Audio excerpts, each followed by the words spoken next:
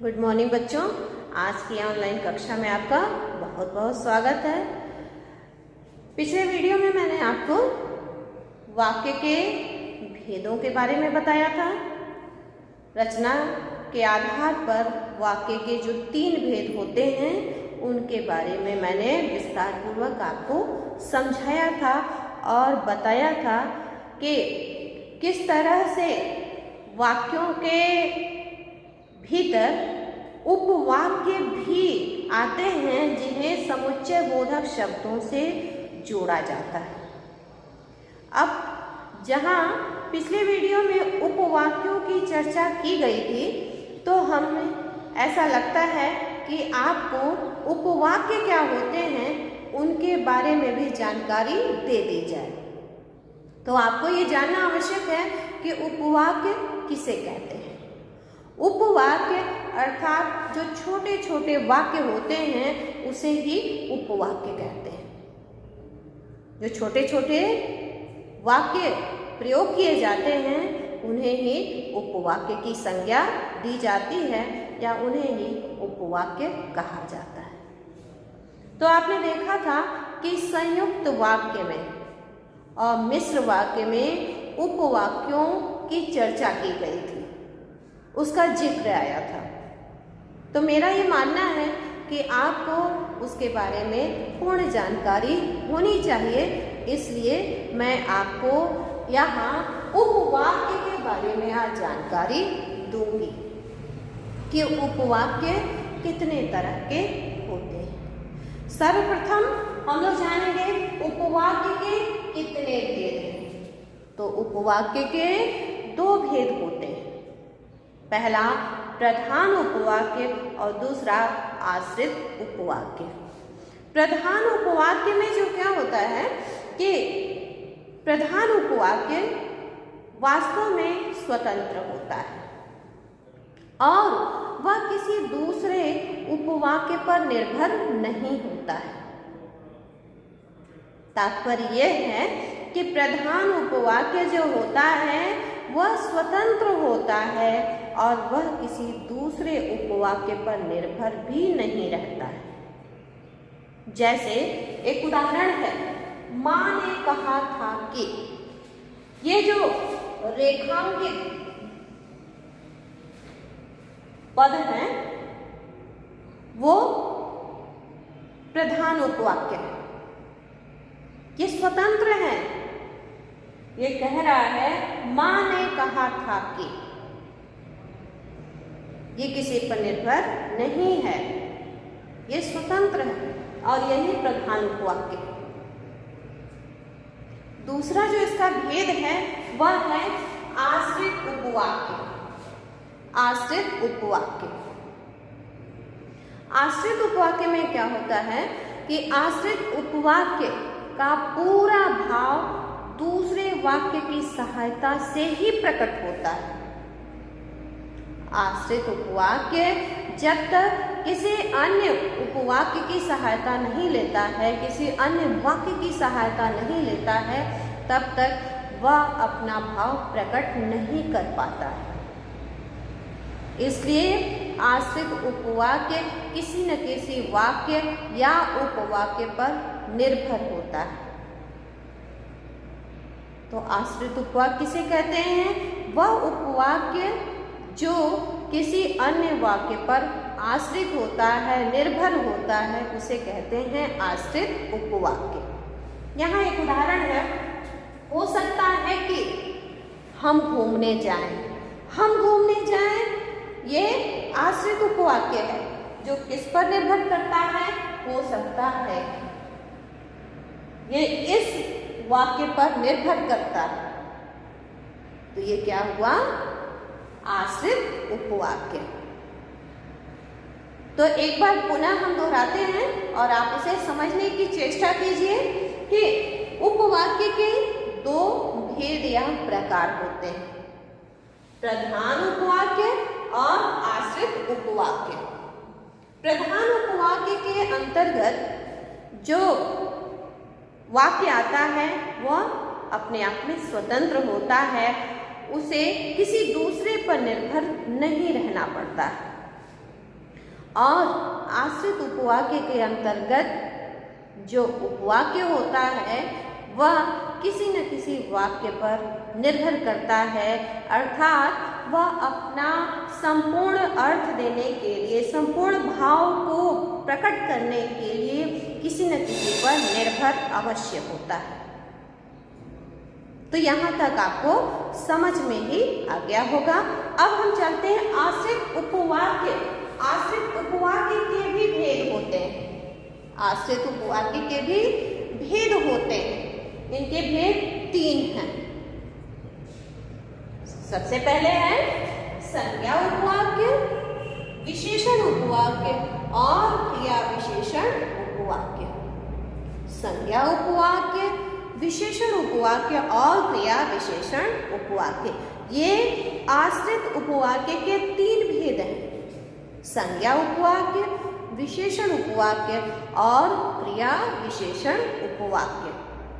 संज्ञा उपवाक्य में क्या होता है ये हम आपको स्पष्ट कर रहे हैं, ध्यान से समझिए और सुनिए।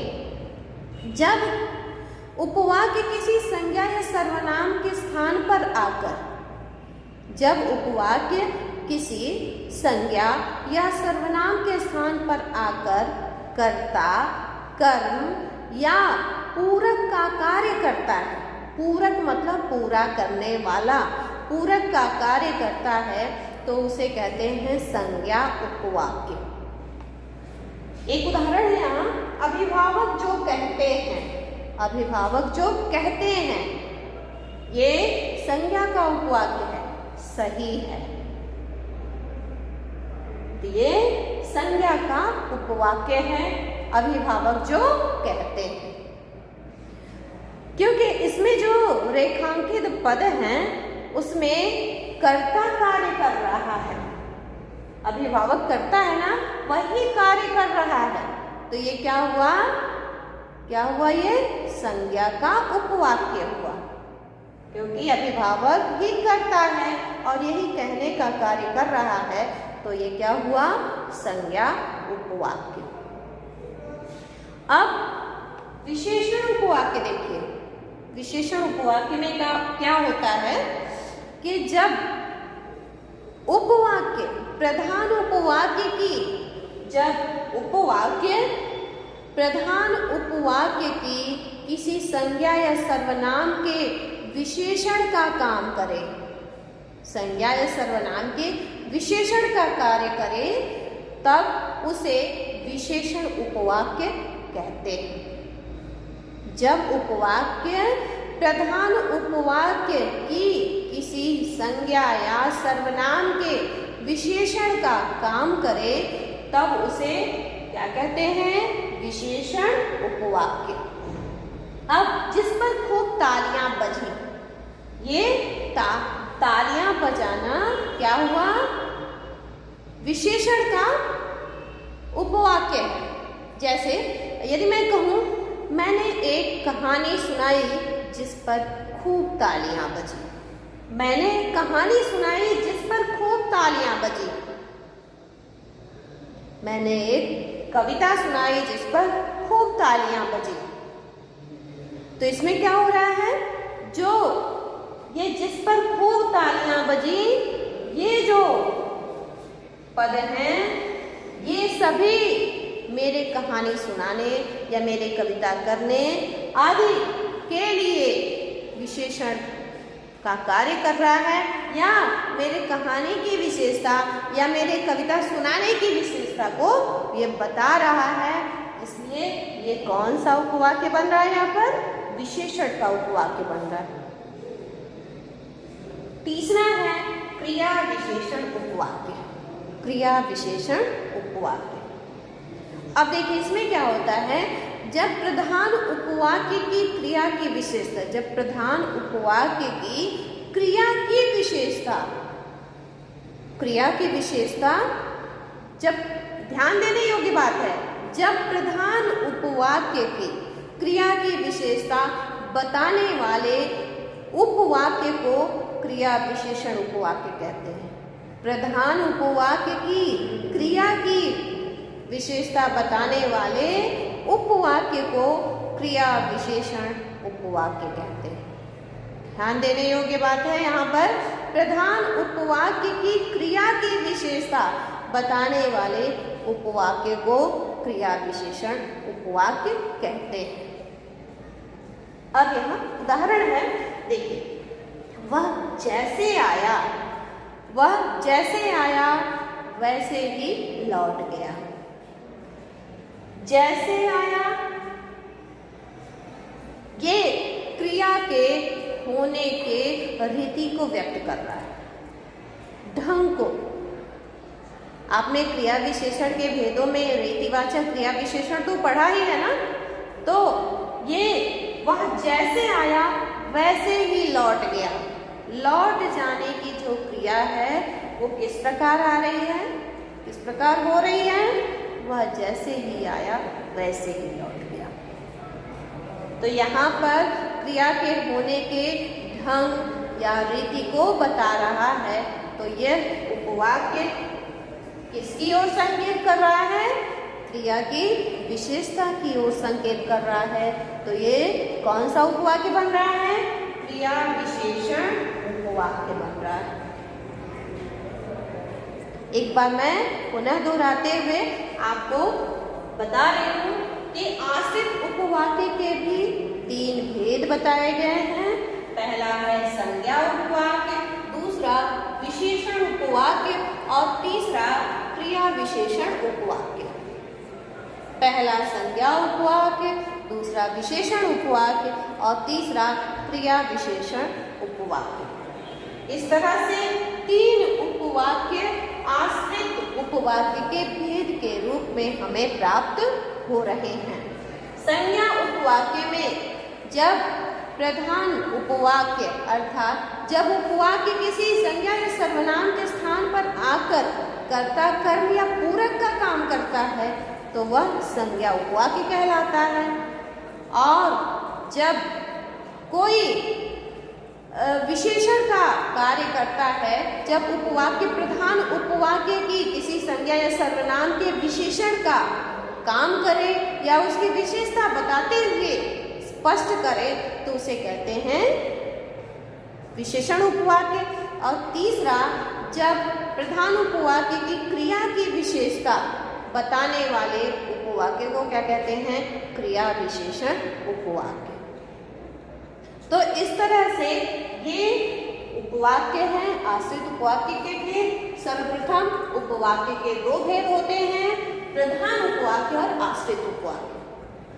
आश्रित उपवाक्य 3 भेद होते हैं, इसे मैंने स्पष्ट करके समझा दिया है। और इस पाठ में कुछ वाक्य परिवर्तन भी दिया गया है।